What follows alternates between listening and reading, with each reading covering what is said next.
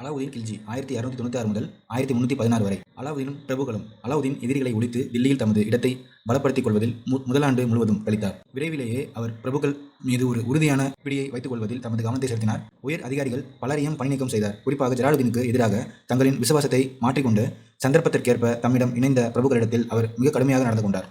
மங்கோலிய அச்சுறுத்தல்கள். மங்கோலிய படையெடுப்புகள் அலாவுதீனுக்கு ஒரு பெரும் சவாலாக அமைந்தன. அவரது இரண்டாவது ஆட்சி ஆண்டில் 1298 மங்கோலியர் தில்லியை உக்கிரமாக தாக்கினர். அலாவுதீனின் படையால் அவர்களை எதிர்த்து நிற்க இயலவில்லை. அடுத்த ஆண்டில் மேலும் அதிக படைகளுடன் மங்கோலியர் மீண்டும் தாக்கியபோது தில்லியின் புறநகர் மக்கள் நகரத்துக்குள் தஞ்சமடைந்தனர். இந்த சவாலை அலாவுதீன் தானே எதிர்கொள்ள வேண்டியிருந்தது. இதன் விளைவாக நிகழ்ந்த மோதலில் மங்கோலியர் நிலை குலைந்தனர். இருப்பினும் 1305 தோஆப் சமவெளி பகுதியின் வழியே நுழைந்து மீண்டும் தாக்கினர். இம்முறை மங்கோலியரை தோற்கடித்த சுல்தானின் படை அதிக எண்ணிக்கையில் அவர்களை சிறைப்பிடித்துக் கொன்றது. ஆனாலும் மங்கோலியர் அச்சுறுத்தல்கள் தொடர்ந்தன. கடைசி மங்கோலிய தாக்குதல்கள் 1307 முதல் 8 நிகழ்ந்தது. இது மிக பிரம்மாண்டமாக இருந்தது. ஆனாலும் மங்கோலியருக்கு கிடைத்த கடுமையான பதிலடி அதன் பிறகு அவர்கள் உள்ளே நுழைந்து தாக்காதவாறு தடுத்தது. இதான் மங்கோலிய தாக்குதலோட படம் கொடுத்துருக்காங்க. இராணுவ தாக்குதல்கள். சுல்தானியம் தனது அரசியல் இலக்குகளை அடைவதற்கு அதன் வட இந்திய நிலப்பரப்புகளின் வேளாண் வளங்களை பயன்படுத்திக் கொள்ள இயலவில்லை. இது கொள்ளை பொருள் தேடி இடைவிடாமல் அவர்கள் நடத்திய சூறையாடல்களால் தெளிவாகிறது. வேதகிரி 1296, 1307, 1314. குஜராத் 1899 முதல் 1300 வரை. ராந்தம்பூர் 1301, சித்தூர் 1303, மால்வா 1305 ஆகிய இடங்களின் மீது அலாவுதீன் நடத்திய தாக்குதல்கள் அவருடைய இராணுவ அரசியல் அதிகாரத்தை பறைசாற்றவும் செல்வ வளத்தை பெருக்கவுமே நடத்தப்பட்டன. தீபகற்பத்தில் அவருடைய முதல் இலக்கு மேற்கு தக்காணத்தில் இருந்த தேவகிரி ஆகும். 1307 ஆண்டு தேவகிரி கோட்டையை கைப்பற்றுவதற்காக மாலிக் காஃபூர் தலைமையில் ஒரு பெரும் படையை அலாவுதீன் அனுப்பினார். இதைத் தொடர்ந்து தெலுங்கானா பகுதியில் இருந்த வாரங்கலின் காகதிய அரசர் பிரதாபருத்ரதேவா 1309 தோற்கடிக்கப்பட்டார். 1310 தோல்வியடைந்த ஹொய்சாலா அரசர் 3ஆம் வீரவல்லாளன் அவரது செல்வங்கள் அனைத்தையும் தில்லி துருப்புகளிடம் ஒப்படைத்தார். பிறகு மாலிக் காஃபூர் தமிழ்நாட்டுக்கு புறப்பட்டார். கனத்த மழை வெள்ளத்தால் காஃபூர் முன்னேறுவது தடைப்பட்ட போதும் சிதம்பரம், திருவரங்கம் ஆகிய கோவில் நகரங்களையும் பாண்டியர் தலைநகரம் மதுரையையும் சூறையாடினார். தமிழ் பிரதேசங்களில் இருந்த இஸ்லாமியர் மாலிக் காஃபூரை எதிர்த்து பாண்டியர் தரப்பில் நின்று போராடினர் என்பது இங்கு குறிப்பிடத்தகுந்தது. 1311 ஏராளமான செல்வ குவியலுடன் மாலிக் காஃபூர் தில்லி திரும்பினார். அலாவுதீன் உள்நாடு சீர்திருத்தங்கள். பரந்த நிலப்பரப்புகளை வென்றடைந்ததை தொடர்ந்து அரசை நிலைப்படுத்தும் நோக்கில் விரிவான நிர்வாக சீர்திருத்தங்கள் மேற்கொள்ளப்பட்டன. பிரபுக்கள் குவித்து வைத்திருந்த செல்வம் அவர்களுக்கு ஓய்வையும் சதிகள் செய்வதற்கான வசதி வாய்ப்புகளையும் அளிப்பதாக அலாவுதீன் கருதினார். அவர் எடுத்த முதல் நடவடிக்கை அதை அவர்களிடமிருந்து பறித்ததுதான். சுல்தானின் ஒப்புதலோடு மட்டுமே பிரபு குடும்பங்களுக்கிடையில் திருமண உறவுகள் அனுமதிக்கப்பட்டன. பரிசாகவோ மதம் சார்ந்த அறக்கொடையாகவோ அளிக்கப்பட்டு சொத்துரிமை அடிப்படையில் வைத்திருந்த கிராமங்களை மீண்டும் அரச அதிகாரத்தின் கீழ் கொண்டுவர சுல்தான் ஆணையிட்டார். கிராம அலுவலர்கள் அனுபவித்து வந்த மரபு உரிமைகளை பறித்து பரம்பரை கிராம அலுவலர்களின் அதிகாரங்களை தடை செய்தார். ஊழல் வயப்பட்ட அரச அலுவலர்களை கடுமையாக தண்டித்தார். மிகவும் போதை மருந்துகளின் பயன்பாடும் தடை செய்யப்பட்டன. சூதாட்டமும் தடை செய்யப்பட்டது. சூதாடிகள் நகரத்துக்கு வெளியே விரட்டியடிக்கப்பட்டனர். இருப்பினும் மது விலக்கு பெருமளவில் மீறப்பட்டதால் கட்டுப்பாடுகளை தளர்த்தும் கட்டாயம் அலாவுதீனுக்கு ஏற்பட்டது. உழவர்களிடமிருந்து நில வரிகள் நேரடியாக வசூலிக்கப்பட்டன. இதனால் கிராம தலைவர்கள் மரபாக அனுபவித்து வந்த வரிகள் வசூலிக்கும் உரிமை பறிபோனது. அலாவுதீன் விதித்த வரி சுமை செல்வர்கள் மீது இருந்ததே என்று ஏழைகள் மீது அல்ல. தனது பேரரசின் அனைத்து பகுதிகளுடனும் தொடர்பில் இருப்பதற்காக அலாவுதீன் அஞ்சல் முறையை ஏற்படுத்தினார். நாற்பதின்மர் சகல்கானி தகுதியிலும் வரிசையிலும் சுல்தானை அடுத்து பிரபுக்கள் இருந்தனர். அரசை நிர்வகிப்பதில் அவர்கள் ஒரு தீர்மானகரமான பங்கு வகித்தனர். பிரபுக்களை ஆளும் வர்க்கமாக இருந்த போதிலும் அவர்கள் துருக்கியர், பாரசீகர், அரபியர், எகிப்தியர், இந்திய முஸ்லீம்கள் போன்ற வெவ்வேறு இனக்குழுக்களிலிருந்தும் இனங்களிலிருந்தும் வந்தனர். இல்துமிஷ் 40 கொண்ட ஒரு குழுவை அமைத்து அவர்களிடமிருந்து தெரிவு செய்து இராணுவத்திலும் குடிமை நிர்வாகத்திலும் நியமித்தார். இல்துமிஷ் இறந்த பிறகு ருக்னுதீன் ஃபெரோஸை அரசனாக்க வேண்டும் என்ற இல்துமிஷின் விருப்பத்தை புறந்தள்ளும் அளவுக்கு அந்த 40 குழு வலுமிக்கதாயிற்று. ரஷ்யா தனது நலன்களை காத்துக்கொள்வதற்காக அபிசினிய அடிமை யாக்கூத் தலைமையில் துருக்கியர் அல்லாத பிரபுக்களையும் இந்திய முஸ்லீம் பிரபுக்களையும் கொண்ட ஒரு குழு அமைத்தார். எனினும் இதை அவ்விருவரையும் கொலை செய்ய வைத்த துருக்கிய பிரபுக்கள் எதிர்த்தனர். இவ்வாறாக அரசரின் மூத்த மகனே ஆட்சிக்கு வாரிசு என்ற விதி இல்லாத நிலையில் அரசு உரிமையை கோரிய ஏதோ ஒருவர் தரப்பில் பிரபுக்கள் சேர்த்து கொண்டனர். இது சுல்தானை தேர்ந்தெடுக்க உதவியது அல்லது ஆட்சி நிலை குலைவதற்கு பங்களித்தது. பிரபுக்கள் பல குழுக்களாக சுல்தானுக்கு எதிரான சதிகளில் ஈடுபட்டனர். எனவே அந்த 40 அமைப்பு சுல்தானியத்தின் நிலைத்தன்மைக்கு பெரிய அபாயத்தை ஏற்படுத்துகிறது என்று கூறி அதை பால்பன் ஒழித்தார். இதன் மூலம் துருக்கிய பிரபுக்கள் ஆதிக்கத்திற்கு முற்றுப்புள்ளி வைத்தார். அவரது ஆணையை மீறுகிற பிரபுக்களின் நிலைகளை பறிமுதல் செய்தார். அலாவுதீன் கில்ஜி ஒற்றர்களை பணியமர்த்தி துருக்கிய பிரபுக்களின் கள்ளத்தனமான நடவடிக்கைகள் ஏதேனும் இருந்தால் தம்மிடம் நேரடியாக தெரிவிக்குமாறு பணித்து அவர்களுக்கு எதிராக கடுமையான நடவடிக்கை எடுத்தார். சந்தை சீர்திருத்தங்கள். அலாவுதீன் ஒரு பெரிய திறமை வாய்ந்த படையை பராமரிக்க வேண்டியிருந்தது. படை வீரர்களுக்கு கொள்ளையில் பங்கு தராமல் பணமாக ஊதியம் வழங்கிய முதல் சுல்தான் அலாவுதீன் ஆவார். படை வீரர்களுக்கு குறைந்த ஊதியமே வழங்கப்பட்டது. இதனால் விலைகளை கண்காணிக்கவும் கட்டுப்படுத்தவும் வேண்டியிருந்தது. அத்தியாவசிய பண்டங்களின் விலைகளை கட்டுப்படுத்தும் பொருட்டு கள்ளச்சந்தை, பதுக்கல் குறித்த விவரங்களை சேகரிப்பதற்கு விரிவான ஒற்றாடல் வலைப்பின்னலை ஏற்படுத்தியிருந்தார். சந்தைகளில் நடந்த கொடுக்கல் வாங்கல், வாங்குவது விற்பது, பேரங்கள் என அனைத்து விவரங்களையும் ஒற்றர்கள் மூலம் அறிந்து கொண்டார். அத்தியாவசிய பொருட்களின் விலை குறித்து சந்தை கண்காணிப்பாளர்களும் அறிக்கை அளிப்பவர்களும் ஒற்றர்களும் அவருக்கு அன்றாடம் அறிக்கை அளித்தல் வேண்டும். விலை ஒழுங்குமுறை விதிகளை மீறுவோர் கடுமையாக தண்டிக்கப்பட்டனர்.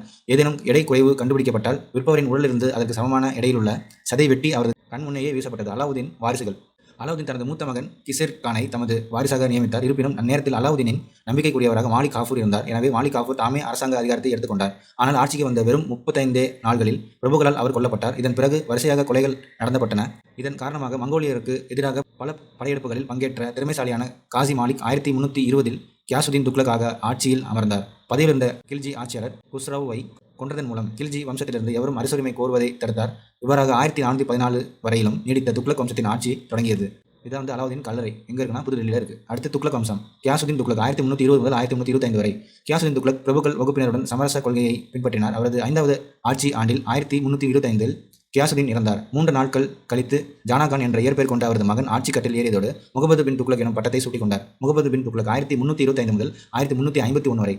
முகமது பின் துக்ளக் கற்றவர், நற்பண்பு நிறைந்தவர், திறமை வாய்ந்த அரசர் என்ற போதிலும் இரக்கமற்றவர், கொடூரமானவர், நியாயமற்றவர் என்றும் பெயர் பெற்றிருந்தார். தில்லிக்கு அருகே மீரட் வரையிலும் அணிவகுத்து வந்த மங்கோலிய படையை முகமது பின் துக்ளக் திறமையாக பின்வாங்க செய்தார். ஆனால் அலாவுதீன் போல் தமது திட்டங்களை வெற்றிகரமாக செயல்படுத்தும் மன உறுதி முகமதுக்கு இல்லை. தலைநகர் மாற்றம். தில்லியிலிருந்து தென்னிந்தியாவை ஆள்வது கடினம் என்று முகமது பின் துக்ளக் கருதினார். எனவே தலைநகரை தௌலதாபாத்துக்கு மாற்றும் துணிவான முயற்சியை மேற்கொண்டார். மகாராட்டியத்தில் உள்ள வேதகிரிக்கு முகமது பின் துக்ளக் சூட்டிய மறுபெயரே தௌலதாபாத். இந்தியாவின் நடுவில் அமைந்திருக்கிற தேவகிரிக்கு பாறை பாங்கான மலையின் உச்சியில் ஒரு வலுவான கோட்டையை கொண்டிருக்கிற சாதகமான அம்சமும் இருந்தது. இராணுவ அரசியல் சாதகங்களை மனதில் கொண்டு முக்கியமான அதிகாரங்களையும் சூஃபி துறவிகள் உட்பட பல முன்னணி பிரமுகர்களையும் தேவகிரிக்கு இடம் மாறுமாறு சுல்தான் ஆணையிட்டார். ஆயினும் இந்த திட்டம் தோல்வியை தழுவியது. தௌலதாபாத்தில் இருந்து வட இந்தியாவை ஆள்வது கடினம் என்று முகமது பின் துக்ளக் விரைவிலேயே உணர்ந்தார். எனவே மீண்டும் தலைநகரை தில்லிக்கு மாற்ற உத்தரவிட்டார். அடையாள நாணயங்கள். முகமது பின் துக்ளக் மேற்கொண்ட அடுத்த முக்கியமான பரிசோதனை அடையாள நாணயங்களை அறிமுகப்படுத்தியதாகும். இந்த நாணய முறை ஏற்கனவே சீனாவிலும் ஈரானிலும் நடைமுறையில் இருந்தது. இந்தியாவில் நாணயங்களின் மதிப்பு அதிலிருந்த வெள்ளி உள்ளடக்கத்தை அடிப்படையாக கொண்டிருந்தன. ஆனால் துக்ளக்கின் முயற்சி காலத்திற்கு முன் எடுத்த முயற்சியாகிவிட்டது. வெண்கல நாணயங்களை போலியாக அடிப்பது எளிதாக இருந்தது. அரசாங்கம் அதை தடுக்க முயலவில்லை. வெண்கல நாணயங்களை திரும்ப பெற வேண்டிய அளவுக்கு புதிய நாணயங்கள் மதிப்பிழக்க தொடங்கின. இதனால் மீண்டும் வெள்ளி நாணயங்களை அரசாங்கம் வெளியிட்டு அதை ஈடு செய்ய வேண்டியதாயிற்று. சுல்தான் மேற்கொண்ட புதுமை நடவடிக்கைகள். வேளாண்மையை விரிவாக்குகிற முகமது பின் துக்ளக்கின் திட்டம் புதுமையானது என்றாலும் அதுவும் துயரகரமாக தோற்றது. தோவாப் சமவெளி பகுதியில் ஒரு நீண்ட காலம் கடும் பஞ்சம் ஏற்பட்டிருந்த நேரத்தில் இம்முயற்சி எடுக்கப்பட்டது. எதிர்ப்பு தெரிவித்த விவசாயிகள் கடுமையாக நடத்தப்பட்டனர், கொடூரமாக தண்டிக்கப்பட்டனர். இந்த பஞ்சம் தாங்க முடியாத முறையற்ற நிலவரி வசூலுடன் இனங்காணப்பட்டது. வேளாண்மையை கவனித்துக் கொள்ள ஒரு தனித்துறையை திவானி அமீர் கோசி சுல்தான் ஏற்படுத்தினார். கால்நடைகளையும் விதைகளையும் வாங்க கிணறுகள் வெட்ட விவசாயிகளுக்கு கடன் தரப்பட்டது. என்றாலும் இது பயன் தரவில்லை. பயிர்களை கண்காணிக்க பணியமர்த்தப்பட்ட அலுவலர்கள் திறம்பட செயல்படவில்லை. பிரபுக்களும் முக்கியமான அலுவலர்களும் வெவ்வேறு பின்னணி கொண்டவர்கள். சுல்தானின் எதேச்சதிகார போக்கு அவருக்கு நிறைய எதிரிகளை சம்பாதித்து கொடுத்தது. தொலைவில் உள்ள பகுதிகளை பயனளிக்கும் வகையில் நிர்வகிக்க இயலாது என்பதை நன்கறிந்த அலாவுதீன் அவற்றை இணைத்துக் கொள்ளவில்லை. அவற்றின் மீது தமது மேலாண்மையை நிறுவுவதிலேயே அவர் விரும்பினார். ஆனால் முகமது பின் துக்ளக் தான் வென்ற அனைத்து பகுதிகளையும் இணைத்துக் கொண்டார். எனவே அவரது இறுதி காலத்தில் அடுத்தடுத்து கிளர்ச்சிகளை சந்தித்தார். அவரது ஒடுக்குதல் நடவடிக்கைகள் மக்களை மேலும் அவரிடமிருந்து அந்நியப்படுத்தின. வங்கம், மதுரை, வாரங்கல், ஆவாத், குஜராத், சிந்து ஆகிய தொலைதூர பகுதிகள் ஒன்றுக்கு பின் ஒன்றாக கிளர்ந்திருந்தன. கிளர்ச்சியாளர்களுடன் சண்டையிடுவதிலேயே முகமது தனது கடைசி நாட்களை கழித்தார். குஜராத்தில் ஒரு கிளர்ச்சி தலைவரை விரட்டி செல்வதில் ஈடுபட்டிருந்த பொழுது உடல்நலம் கெட்டு தனது 26வது ஆட்சி ஆண்டின் அதாவது 1351 முகமது பின் துக்ளக் இறந்தார். ஃபெரோசா துக்ளக் 1351 முதல் 1388 வரை. ஃபெரோசாவின் தந்தை ரஜப் கியாசுதீன் துக்ளக்கின் தம்பி ஆவார். இருவருமே அலாவுதீன் கில்ஜியின் ஆட்சி காலத்தில் குரசனிலிருந்து வந்தவர்கள். ரஜப் ஒரு ஜாட் இளவரசியை மணந்திருந்தார். ஃபெரோஸுக்கு 7 வயதான போது அவர் இறந்துவிட்டார். கியாசுதீன் ஆட்சிக்கு வந்தபோது ஃபெரோஸை 12,000 குதிரை வீரர்களை கொண்ட சிறப்பு படைக்கு தளபதியாகினார். பின்னர் சுல்தானியத்தின் 4 பிரிவுகளில் ஒன்றின் பொறுப்பு ஃபெரோசாவிடம் கொடுக்கப்பட்டது. முகமது பின் துக்ளக் தனது வாரிசை அறிவிக்காமலேயே இறந்திருந்தார். முகமது பின் சகோதரி தனது மகனுக்கு ஆட்சி உரிமை கோரியதை பிரபுக்கள் ஆதரிக்கவில்லை. முகமதுவின் வாழ்நாள் நண்பர் கான் இ ஜஹன் பரிந்துரைத்த முகமதுவின் மகன் ஒரு குழந்தையாக இருந்தார். எனவே ஃபெரோஸ் ஆட்சியில் அமர்ந்தார். ஃபெரோஸ் துக்ளக்கிடம் ஒரு உயரதிகாரியாக இருந்த புகழ்பெற்ற கான் இ ஜஹான் இஸ்லாமுக்கு மாறிய ஒரு பிராமணர். ஆதியில் கண்ணு என்று அறியப்பட்ட அவர் தற்போதைய தெலுங்கானாவின் வாரங்கலில் நிகழ்ந்த சுல்தானிய படையெடுப்பு ஒன்றின் போது சிறை பிடிக்கப்பட்டவர். பிரபுக்களுடன் சமரச கொள்கை. பிரபுக்கள் வகுப்பினரிடமும் மத தலைவர்களிடமும் ஃபெரோஸ் துக்ளக் சமரச கொள்கையை கடைபிடித்தார்.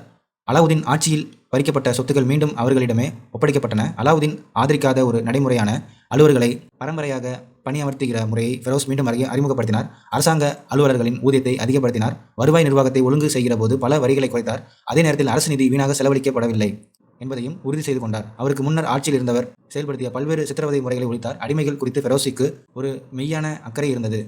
அவர்களது நலன்களை கவனிப்பதற்காக தனியே ஓர் அரசு துறையை ஏற்படுத்தினார்.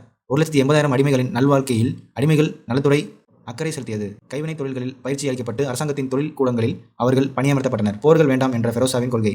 ஃபெரோஸ் துக்ளக் போர்கள் எதுவும் கொடுக்கவில்லை. இருப்பினும் கிளர்ச்சியை முடிவுக்கு கொண்டு வருவதற்கான அவரது வங்க படையெடுப்பு ஒரு விதிவிலக்காகும். அது அவரது படை வங்கத்திலிருந்து திரும்புகிற வழியில் திடீரென்று ஒரிசாவுக்குள் நுழைந்தது.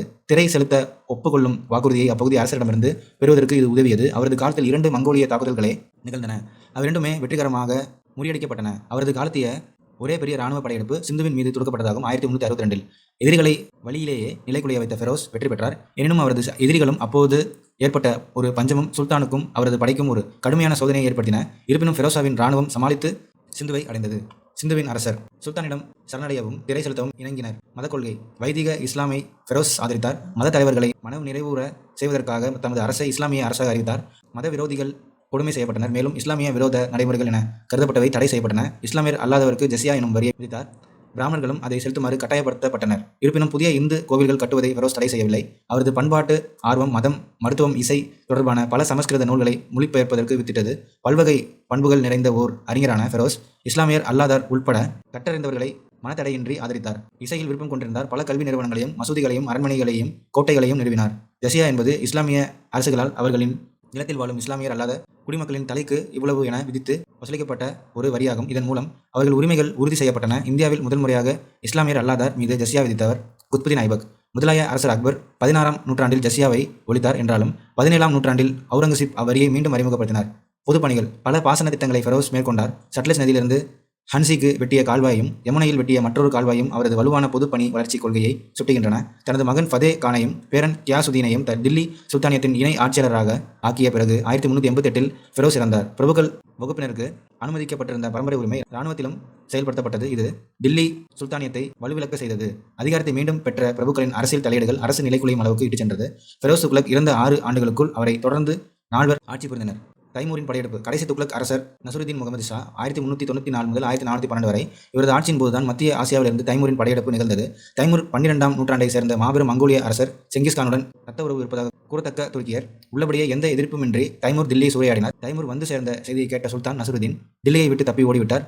கொல்லர், தச்சர் போன்ற இந்திய கைவினைஞர்களை சிறைப்பிடித்து சென்ற தைமூர் தனது தலைநகர் சாமர்கண்டில் கட்டடங்களை எழுப்புவதில் அவர்களை ஈடுபடுத்தினார்.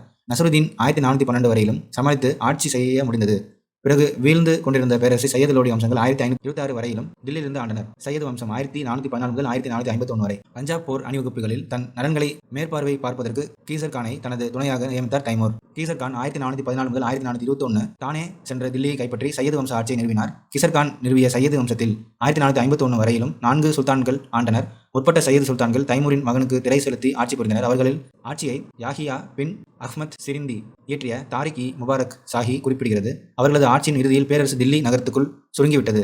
தில்லி சுல்தானிய ஆட்சியின் ஒட்டுமொத்த வரலாற்றில் ஆட்சி உரிமையை தாமாகவே துறந்து தில்லிக்கு வெளியே ஒரு சிறிய நகருக்கு சென்று முழுமையாக 30 ஆண்டுகள் மனநிறைவோடும் அமைதியாகவும் வாழ்ந்த ஒரே சுல்தான் சயீத் வம்சத்தில் வந்த ஆலம் ஷா. லோடி வம்சம் 1451 முதல் 1526 வரை.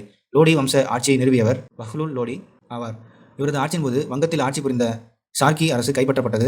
இவரது மகன் சிக்கந்தர் லோடி 1489 முதல் 1517 நாளில் தலைநகரை தில்லியிலிருந்து ஆக்ராவுக்கு மாற்றினார். கடைசி லோடி ஆட்சியாளரான இப்ராஹிம் லோடி முகலாய வம்ச ஆட்சியை நிறுவிய முதலாம் பானிபட் போரில் 1526 வாவிடம் தோற்றார். சுல்தானிய ஆட்சி நிர்வாகம். அரசும் சமூகமும். சுல்தானிய அரசு முறையானதோர் இஸ்லாமிய அரசாங்க கருதப்பட்டது. சுல்தான்கள் பலரும் கலிபாவின் தலைமையை தாங்கள் ஏற்பதாக கூறினாலும் அவர்கள் முழு அதிகாரமுள்ள ஆட்சியாளர்களாக விளங்கினர். இராணுவ தலைவர் என்ற வகையில் ஆயுதம் தாங்கிய படைகளின் தலைமை தளபதி எனும் அதிகாரம் அவர்களிடம் இருந்தது. நீதி நிர்வாக தலைவர் என்ற முறையில் மேல்முறையீட்டு உச்சநீதிமன்றமும் அவர்கள்தான். பூமியில் கடவுளின் பிரதிநிதியாக தாம் ஆட்சி செய்வதாக பால்பன் கூறினார். மதத்தின் பரிந்துரைகள் குறித்து தாம் கவலைப்படவில்லை என்று கூறிக்கொண்டு அலாவுதீன் கில்ஜி முழு அதிகாரத்தை கூறினார். இருப்பினும் அரசு மக்கள் நலனுக்கு இன்றியமையாதவற்றையே செய்தார். தில்லி சுல்தான் ஆட்சி ஓர் அனைத்திந்திய பேரரசாக கருதப்பட வேண்டிய தகுதி கொண்டது. முகமது பின் துக்ளக் ஆட்சியின் முடிவு காலத்தில் ஒரு சில சிறிய பகுதிகளை தவிர எதிரெதிர் முனைகளில் உள்ள காஷ்மீரத்தையும் கேரளத்தையும் உள்ளடக்கிய இந்தியா முழுவதும் தில்லியின் நேரடி ஆட்சிகள் வந்தது. அரச வாரிசுரிமை தொடர்பாக நன்கு வரையறுக்கப்பட்ட ஒப்புக்கொண்ட விதிகள் இல்லை. எனவே சுல்தானிய காலத்தில் வாரிசுரிமை போட்டி இழுவது வழக்கமாக நடந்தது. இக்தா முக்திகள் அல்லது வாலிகள் உரிமையாளர்கள் வரிகள் வசூலித்தனர். அரச சேவைக்கு படை குழுக்களை பராமரிப்பதற்கு சுல்தான்களுக்கு அவர்கள் தேவைப்பட்டனர். சுல்தான்கள் குறிப்பிட்ட சில பகுதிகளை தங்களின் நேரடி கட்டுப்பாட்டில் கலிசா வைத்துக் கொண்டனர். இத்தகைய பகுதிகளில் வசூலிக்கும் வருவாயிலிருந்தே சுல்தானிகளின் சொந்த படைக்குழுக்களின் ஹசம் கால்ஃப் அதிகாரிகளுக்கும் வீரர்களுக்கும் ஊதியம் வழங்கப்பட்டது. பிரதேச விரிவாக்கத்திற்கு ஏற்றாற்போல் நிதி ஆதாரமும் பெருகியது. உற்பத்தி பொருளில் பாதி என்ற அடிப்படையில் நிலவரி கடுமையாக விதிக்கப்பட்டது. பரம்பரையாக வரி வசூலித்து வந்தோர் சௌத்ரிகள், கிராம தலைவர், கோட்கள் ஆகியோரின் நிதி தேவைகள் கடுமையாக குறைக்கப்பட்டு கட்டுப்படுத்தப்பட்டன. தொடர்ந்து மேற்கொள்ளப்பட்ட வரி வசூல் ஒரு கடுமையான விவசாய கிளர்ச்சியை குறிப்பாக தில்லி அருகே டோஆஃபில் தூண்டிவிட்டது. 1332 முதல் 1334 வரை இதுவும் தொடர்ந்து வந்த பஞ்சமும் தில்லி பகுதியிலும் தோவாஃபிலும் உழவர்களுக்கு கடன் வழங்குவதை அடிப்படையாக கொண்ட ஒரு வேளாண் வளர்ச்சி திட்டத்தை கொண்டு வருமாறு முகமது பின் துக்ளக்கை நிர்பந்தித்தன. இராணுவ படையெடுப்புகள் பதுக்கிய செல்வத்தை வெளிக்கொண்டு வந்தன. காடுகளை அழித்து நிலமாக்கியது. பிரதேசங்களுக்கு இடையில் நடைபெற்ற விறுவிறுப்பான வாணிகம் போன்ற மக்கள் இடற்பெயர்ச்சியை ஊக்குவித்தது. அறிவாளிகளையும் மதப்பற்றுள்ளவர்களையும் ஒருங்கிணைத்தது. சுல்தானிய ஆட்சியின் படையரண் நகரங்களிலும் அவர்களின் வலுவான பிடியில் இருந்த பகுதிகளிலும் சமூக படிநிலை, குடியமர்வு ஆகியவற்றில் ஏற்பட்டிருந்த மாற்றங்கள் நிர்வாக சிக்கல்களை உண்டாக்கின. 14ஆம் நூற்றாண்டு முழுவதும் சுல்தான் ஆட்சி அதிகரித்து வந்த அதன் வேறுபட்ட மக்கள் தொகையை முக்தி எனும் மாகாண ஆளுநர்கள் மூலம் கட்டுப்படுத்த விரும்பியது. ஆனால் அவர்களது வல்லமையும் நீதி ஆதாரமும் இருப்பிடத்தில் இருந்த அரசியல் குழுக்களுடன் அணி சேருவதற்கான சந்தர்ப்பமும் முகமது பின் துக்ளக் போன்ற கடுமையான எதேச்சாதிகார பேரரசர்களால் கூட அவர்களை ஒரு குறுகிய காலத்திற்கு மட்டுமே கட்டுப்படுத்த முடியும் என்ற நிலையை உருவாக்கின. துருக்கி ஆப்கானிய அரசியல் வெற்றிகளை தொடர்ந்து மத்திய ஆசியாவிலிருந்து பெரிய அளவுக்கு இஸ்லாமிய சமூகங்கள் குடிபெயர்ந்தன. இந்தியா வாய்ப்புகளின் நாடாக கருதப்பட்டது. அனைத்து நிலைகளிலும் சமூகம் சிறப்புரிமைகளின் அடிப்படையில் அமைந்திருந்தது. மதத்திற்கு அப்பாற்பட்டு பிரபுக்கள் வகுப்பின் அனைவரும் செழிப்பான சமூக பொருளாதார வாழ்க்கையை அனுபவித்தனர். சமகாலத்தில் உலகம் முழுவதும் இருந்த ஆட்சியாளர்களுடன் ஒப்பிடுகிற போது சுல்தான்களும் பிரபுக்களும் சிறப்புரிமைகளுடன் வளமான வாழ்க்கையை அனுபவித்தனர். தொடக்கத்தில் துருக்கியர் மட்டுமே பிரபுக்களாக இருந்தனர். நீண்ட காலத்திற்கு ஆப்கானியரும் ஈரானியரும் இந்திய இஸ்லாமியரும் பிரபுக்கள் வகுப்பிலிருந்து விலக்கப்பட்டிருந்தனர். இஸ்லாத்தில் ஒரு தனிநபரின் தனிப்பட்ட தகுதி நிலை பிறப்பின் அடிப்படை இல்லாமல் திறமைகளையும் செயல்களையும் மட்டுமே சார்ந்திருந்ததால் இஸ்லாமுக்கு மதம் மாறியவர்கள் சமூகத்தில் சமமாகவே பாவிக்கப்பட்டனர். சமயம் கடவுளர்களை வழிபட்ட இந்துக்களைப் போலன்றி இஸ்லாமியர் ஓர் இறை வழிபாட்டை பின்பற்றினர். நம்பிக்கைகள் பழக்க வழக்கங்களின் ஓர் அடிப்படை தொகுப்பையும் அவர்கள் கடைபிடித்தனர். பகவத்கீதை குறிப்பிடுவதைப் போல இந்து மதத்தில் வெகு நீண்ட காலமாக ஓரிரை போக்கு இருந்து வந்தது. இருப்பினும் அல்பெருனி சூட்டியதைப் போல ஓரிரை கொள்கைகளுக்கும் இஸ்லாத்துக்கும் உள்ள நெருக்கம் இக்கோட்பாட்டை ஓரத்திலிருந்து மையத்திற்கு கொண்டு வர உதவியது. 13ஆம் நூற்றாண்டில் கர்நாடகத்தில் பசவன்னர் நிறுவிய லிங்காய பிரிவு ஒரு கடவுளையே பிரம்மசிவன் நம்பியது. அப்பிரிவு சாதி பாரபட்சங்களை நிராகரித்தது. பெண்களுக்கு உயர்நிலையை அளித்தது. கூடவே பூசாரி பிராமணர்களின் ஏகபோகம் என்பதை இல்லாமல் ஆக்கியது. இதற்கு இணையாக தமிழ்நாட்டில் சித்தர்கள் விளங்கினர். ஒரு கடவுளை பாடிய அவர்கள் சாதியை வைதிகத்தை மறுபிறப்பை சாடினர். தென் இந்திய பக்தி இயக்கத்தையும் ஓரிரை கொள்கையையும் வட இந்தியாவுக்கு கொண்டு சென்றதில் 2 பேர் முக்கியமான பங்கு வகித்தனர். அதிகம் அறியப்படாதவர்கள் மகாராஷ்டிராவை சேர்ந்த நாமதேவர் ஒருவர். உருவ வழிபாட்டையும் சாதி பாகுபாடுகளையும் இவர் எதிர்த்தார். ஓரிரை கொள்கையை கடுமையாக பின்பற்றினார். 2ஆம் அவர் ராமானுஜரை பின்பற்றிய ராமானந்தர். பொருளாதாரம் தில்லி சுல்தானியம் சில முக்கிய பொருளாதார மாற்றங்களை ஏற்படுத்தியது. இதில் ஒன்று நில வரியை பணமாக வசூலித்தது. இதன் காரணமாக உணவு தானியங்களுக்கும் இதர கிராமப்புற உற்பத்தி பொருளும் நகரங்களை நோக்கி நகர்ந்தன. இதன் மூலம் நகர வளர்ச்சி ஒரு புதிய கட்டத்தை எட்டியது. 14ஆம் நூற்றாண்டில் தில்லியும் தௌலதாபாத்தும் வேதகிரி உலகின் மாபெரும் நகரங்களாக விளங்கின. முல்தான், காரா, அவத், கவுர், கம்பேத், குல்பர்கா போன்ற இதர பெரிய நகரங்களும் இருந்தன. 13ஆம் நூற்றாண்டின் தொடக்கத்தில் இருந்தே செப்பு காசுகளோடு தங்க வெள்ளி காசுகளையும் தில்லி சுல்தான்கள் வெளியிடத் தொடங்கினர். இது வணிகம் விறுவிறுப்பாக நடந்ததை குறிக்கிறது. மேற்கு எல்லைப் பகுதிகளில் மங்கோலிய படையெடுப்புகள் வெற்றி பெற்ற போதிலும் தரை வழியிலும் கடல் வழியிலும் நிகழ்ந்த இந்தியாவின் அயல் வணிகம் இக்காலத்தில் கணிசமாக வளர்ச்சி பெற்றது என்கிறார் இர்ஃபான் ஹபீப். 14ஆம் மற்றும் 19ஆம் நூற்றாண்டுகளுக்கு இடையிலான காலத்தில் பண்பாட்டு செயல்பாடுகளில் இந்து முஸ்லிம் கூட்டு பங்களிப்பு இருந்தது. அறிவியல், இலக்கியம், இசை, கட்டடக்கலை, ஓவியம் மற்றும் நடனம் ஆகியவற்றில் இந்து முஸ்லிம் கருத்துக்களின் ஒருங்கிணைப்பு காணப்பட்டது. வாணிகமும் நகரமயமாக்கமும் சுல்தான்களும் பிரபுக்களும் ஆடம்பர பொருட்களை மிகவும் விரும்பியதால் உள்நாட்டு வணிகம் புத்துயிர் பெற்றது. குப்த பேரரசின் வீழ்ச்சிக்கு பிறகு இந்தியாவில் அரிதாக வெளியிடப்பட்ட தங்க நாணயங்கள் இந்திய பொருளாதாரத்தின் மீட்சியை குறிக்கும் விதத்தில் மீண்டும் வெளிவர தொடங்கின. ஆயினும் பண்டை காலத்தில் பொருளாதாரத்தில் ஒரு முக்கியமான பாத்திரம் வகித்த வணிக குழுக்கள் சுல்தான்கள் காலத்தில் இருந்ததற்கு சான்று இல்லை. சுல்தான்கள் ஆட்சி பல முக்கியமான நகரங்களையும் பெருநகரங்களையும் உள்ளடக்கிய ஒரு நகர்ப்புற பொருளாதாரத்தில் இயங்கியது. தில்லி, லாகூர், முல்தான், காரா, லக்னோ, அன்ஹில்வாரா, கேம்பே, தௌலதாபாத் ஆகிய நகரங்கள் சமன் மார்வாரிகள், இந்து முல்தானிகள், முஸ்லிம் போராக்கள், குரசானியர், ஆப்கானியர், ஈரானியர் ஆகியோரின் வணிக நடவடிக்கைகளால் செழித்திருந்தன. ஏற்றுமதி இறக்குமதி வணிகம் தரைவழி கடல்வழி என இரண்டின் மூலமும் நன்கு செலுத்தியிருந்தது. குஜராத்திகளும் தமிழர்களும் கடல் வணிகத்தில் ஆதிக்கம் செலுத்தினர்.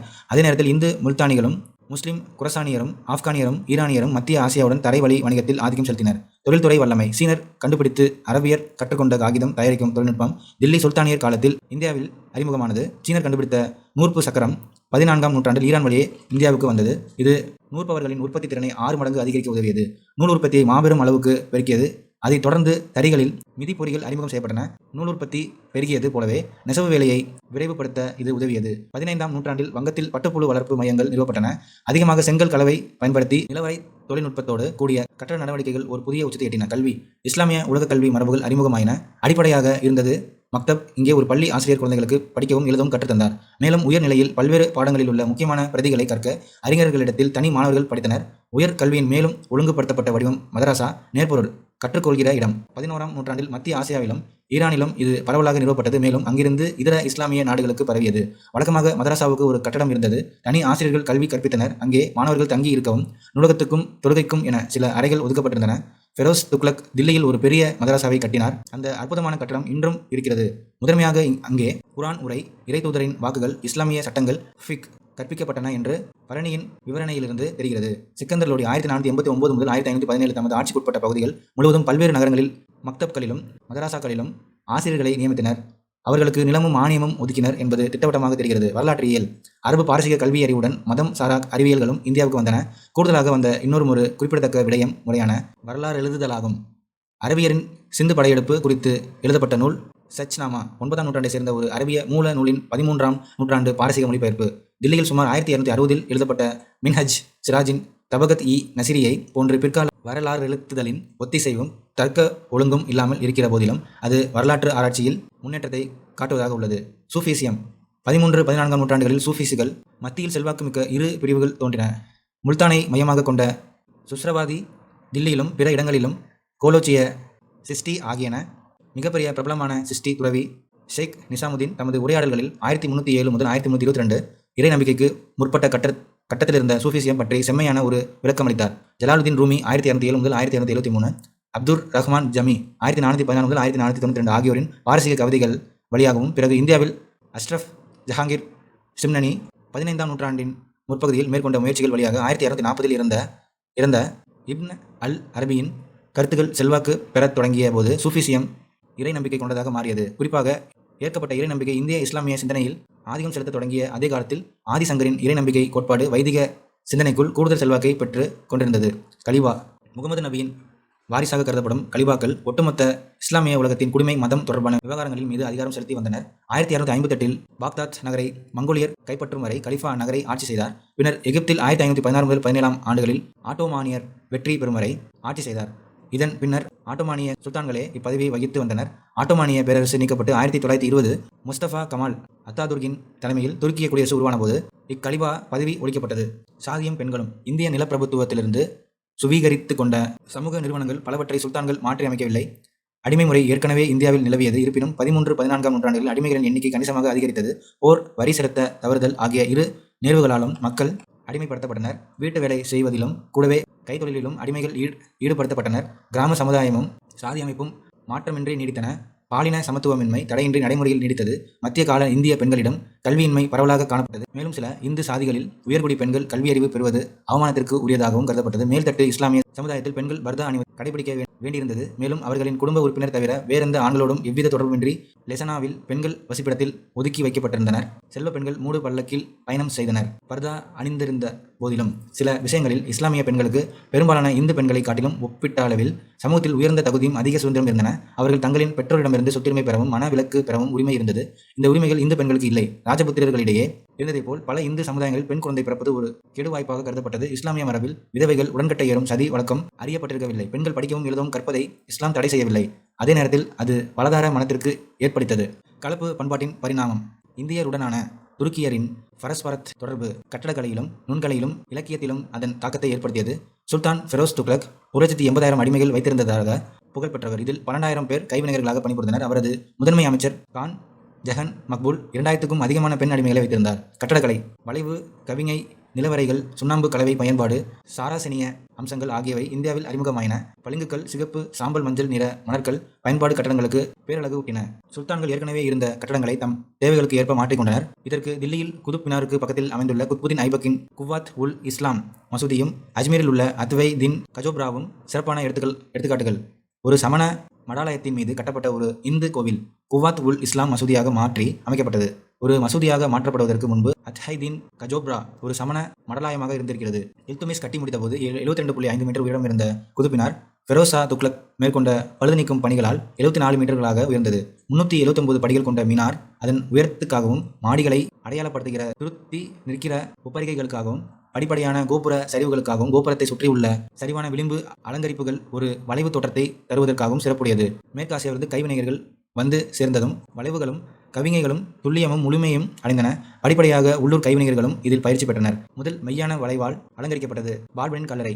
குவாத் உல் இஸ்லாம் மசூதிக்கு ஒரு நுழைவாயிலாக அலாவுதீன் கில்ஜி கட்டிய அலாய் தர்வாசா முதல் உண்மையான கவிஞையாகும். கியாசுதீன் துக்ளக்கும் முகமது பின் துக்ளக்கும் தலைநகர் தில்லியின் துக்ளகாபாத்தில் யமுனை நதியை தடுத்து செயற்கை ஏரி ஒன்றை உருவாக்கி அதன் நடுவில் அமைத்திருந்த கோட்டை குறிப்பிடத்தக்க ஒன்றாகும். கியாசுதீன் துக்ளக்கின் கல்லறை ஒரு உயர்ந்த மேடையின் மீது கவிஞர்களை கொண்ட சாய்வு சுவர் அமைப்பை அறிமுகப்படுத்தியது.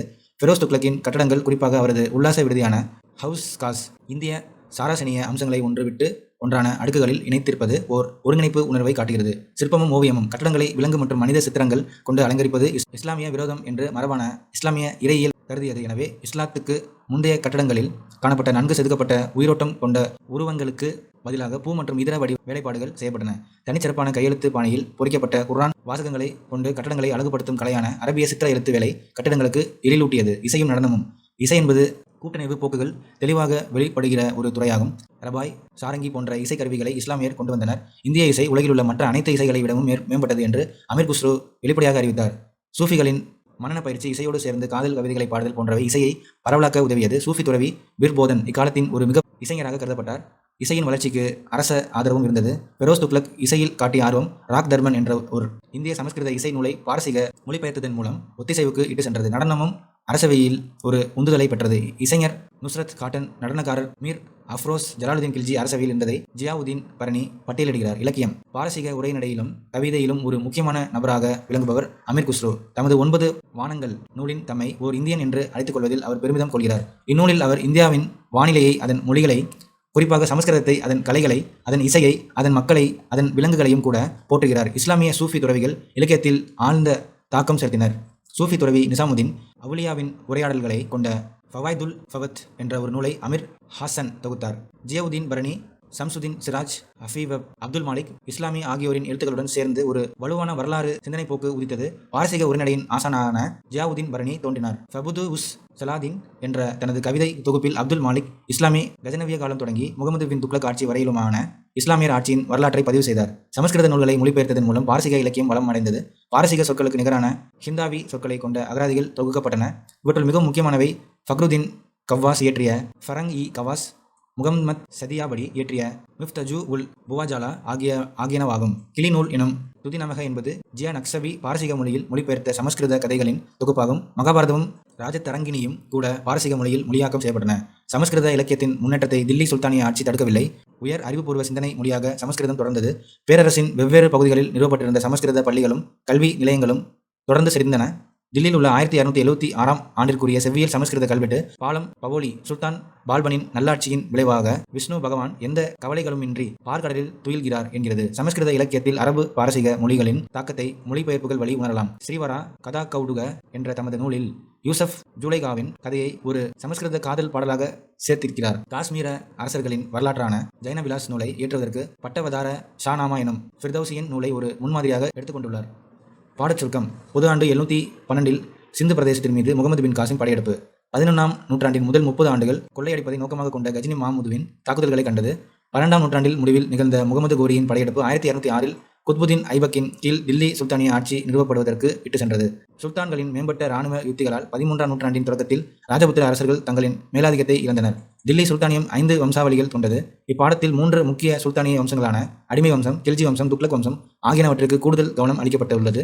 அலாவுதீன் கில்ஜியின் முற்போக்கான பல இராணுவ சந்தை சீர்திருத்தங்கள் முகமது பின் துக்ளக்கின் புதுமையான நடவடிக்கைகள் அவரது காலத்திற்கு மிகவும் முக்கியமற்றவை என்பதோடு அவருடைய வீழ்ச்சிக்கு வழிவகுத்தன. ஃபெரோஸ் துக்ளக்கின் சீர்திருத்தங்களும் நடவடிக்கைகளும் அவருக்கு மக்களின் நல்லெண்ணத்தை பெற்றுத்தந்தன. ஒரு பண்பாட்டு கலப்பும் இலக்கியம், கலை, இசை, கட்டடக்கலை துறைகளில் பரஸ்பர தாக்கமும் ஏற்பட்டன. கலைச்சொற்கள்.